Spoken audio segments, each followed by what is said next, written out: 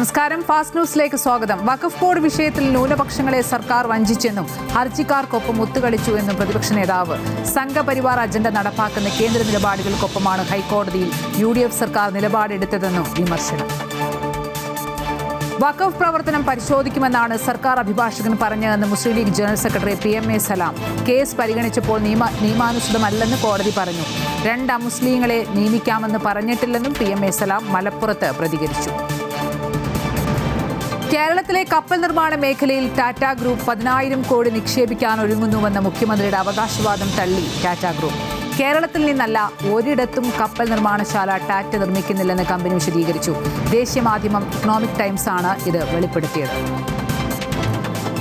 രക്ഷാപ്രവർത്തന കേസിൽ ADGP MR Ajith കുമാറിനെതിരെ SIT സമർപ്പിച്ച പുനരന്വേഷണ റിപ്പോർട്ടിൽ DGPയുടെ തുടർ നടപടി നിർണായകം. അജിത് കുമാറിൽ നിന്ന് ഉടൻ വിശദീകരണം തേടും. സ്ഥാനക്കയറ്റത്തിനായി ഈ മാസം 20-ന് ചേരുന്ന സ്ക്രീനിംഗ് കമ്മിറ്റി യോഗത്തിന് മുമ്പ് അന്വേഷണ റിപ്പോർട്ട് സർക്കാരിന് മുന്നിലെത്തുമെന്ന് സൂചന. വൈദ്യുതി വിതരണ രംഗത്ത് നേരിടുന്നത് വലിയ പ്രതിസന്ധിയെന്ന് മന്ത്രി സണ്ണി ജോസഫ്. ദീർഘകാലാടിസ്ഥാനത്തിൽ മാത്രമേ പ്രശ്നം പരിഹരിക്കാൻ കഴിയൂ.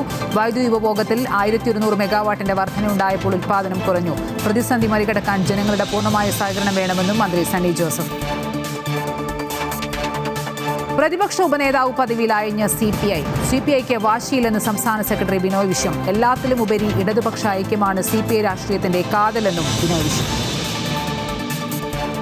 വടകര കാഫീർ സ്ക്രീൻഷോട്ട് കേസിൽ SITക്ക് തിരിച്ചടി. അറസ്റ്റിലായ DYFI നേതാവ് ജിതിൻ ഭാസ്കറിന്റെ ജാമ്യം റദ്ദാക്കണമെന്ന് ആവശ്യപ്പെട്ടുള്ള ഹർജി കോടതി തള്ളി. വടകര ജുഡീഷ്യൽ മജിസ്ട്രേറ്റ് കോടതിയാണ് ഹർജി തള്ളിയത്. അമ്മയിലെ അംഗങ്ങൾക്ക് വീണ്ടും കത്തയച്ച് ശ്വേതാ മേനോൻ. ജനറൽ ബോഡിയിലുണ്ടായ സംഭവങ്ങൾ അംഗങ്ങളെ വേദനിപ്പിച്ചതായി മനസ്സിലാക്കുന്നതായി ശ്വേത. തെറ്റ് തിരുത്തി മുന്നോട്ട് പോകുമെന്നും കത്തിൽ ശ്വേതാ മേനോൻ പറയുന്നു. രാജ്യത്ത് ഭീകരാക്രമണ ഗൂഢാലോചന നടത്തിയ 5 ജെയ്ഷെ മുഹമ്മദ് ഭീകരരെ പിടികൂടി സുരക്ഷാ സേന. ഗുജറാത്ത് ATS നടത്തിയ ഓപ്പറേഷനിലാണ് ഭീകരർ പിടിയിലായത്.